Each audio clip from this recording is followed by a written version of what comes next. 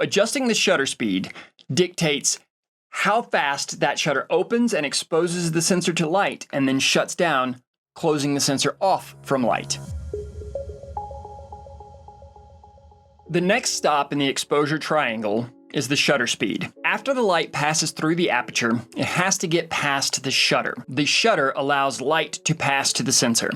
When the shutter is closed, there is no light going to the sensor. When the shutter is open, light goes to the sensor.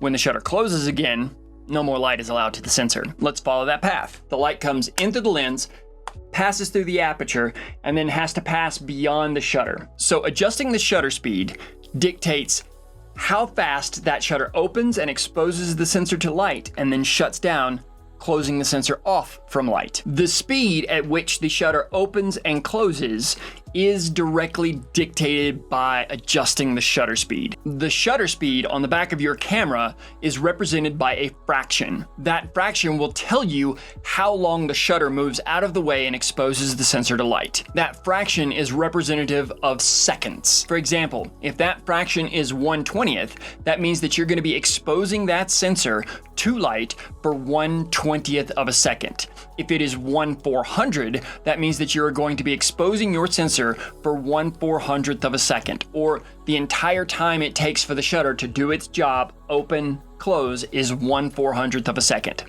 Even at the lower fractions, it is difficult for our eyes to keep up. I shot this little video with my phone in super slow motion to show you how this happened. So this shutter that you're about to see is being filmed at 960 frames per second. Happens pretty fast. Controlling the shutter speed allows you to control how much light the camera allows the sensor to see. If the number on this side of the fraction is low, that means that the shutter speed process is going to go slower. If the number on this side of the fraction is high, that means that the shutter is going to happen really, really fast. Not only does the shutter control how much light reaches the sensor, it also controls motion blur. Let me explain. If something is moving really, really slow, you can shoot it with a slow shutter speed. If something is moving really, really fast, you should shoot it with a high shutter speed. Here's a classic example. Right now on screen, my shutter speed is 1/80th, and if I move my hand, you don't get much motion blur here. You get a little bit, but you don't get much. Sorry, I'm looking off screen to my computer so I can make sure I'm doing this right. You don't get much motion blur. You get a little bit, but not a lot. But if I take my shutter speed down, I'm gonna drop it down to say, I don't know, 1/30th of a second.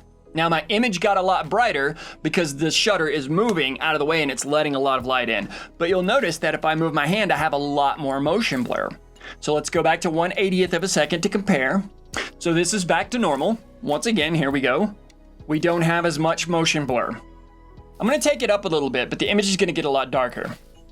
So I took it up to 1/25th of a second, and you can already see there's less motion blur. Let me drop back to 180.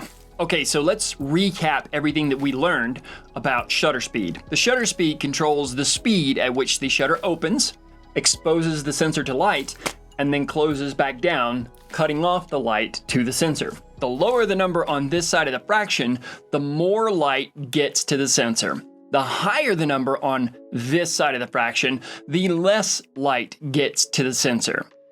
It is very, very important that you understand that taking your shutter speed up or making this number higher creates a darker image, and taking your shutter speed down or decreasing the number on this side of the fraction makes your image lighter. The shutter speed also controls motion blur. The lower the number on this side of the fraction, the more motion blur you will have. You would use a lower number on this side of the fraction to shoot an object that is slow or still. You would use a higher number on this side of the fraction to shoot an object that is fast paced or in motion. Think of it like this. You would have a low number on this side to shoot a house that stands still, but you would have a high number on this side of the fraction to shoot an athlete in motion. More light is a lower shutter speed. Less light is a higher shutter speed. If an object is in motion, you should use a higher shutter speed. If an object is standing still, you should use a lower shutter speed. Let's move on to the next one.